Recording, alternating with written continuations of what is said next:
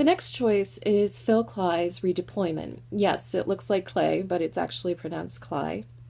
This book is 12 short stories written by Phil Cly, who is a former U.S. Marine who, after returning from Iraq, received his MFA in writing and wrote these short stories in a way, I think, to process his own experience, but also to give voice to the many soldiers, the men and women returning home from Iraq and Afghanistan, and to give America and the public some understanding of what that experience is like, returning home, but also the experience of being at war.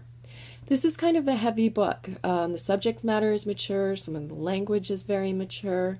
There's a lot of terminology from the Marines that I assume you will have to look up, as I did, a lot of acronyms that I wasn't sure what they meant exactly.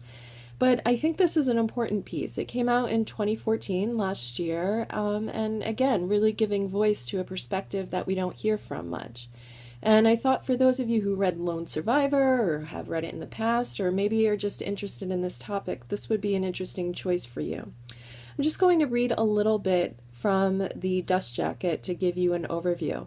There's tons of interviews with Phil Cly if you're interested in looking those up and learning more about him. But to give you an overview, let's read a bit from the book itself. Phil Cly's Redeployment takes readers to the front lines of the war in Iraq and asking us to understand what happened there and what happened to the soldiers who returned. Whether in the combat zone or on the home front, these characters face life at the extremes, points where happy stories and easy answers provide no guidance or comfort. Brutality and faith, guilt and fear, helplessness and survival, the characters in these powerful stories struggle to make meaning from the stuff of chaos.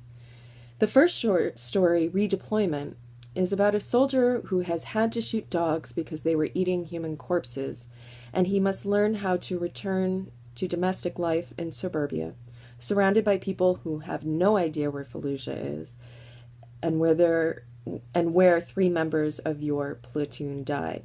In After Action Report, a Lance Corporal seeks expiation for a killing he didn't commit in order that his best friend be unburdened. So some really heavy subject matter here, but if you are interested in this topic, then give it a shot, and I'd love to hear what you have to say about it. I've read the first 2 short stories and the 4th one, and will be finishing the book with you.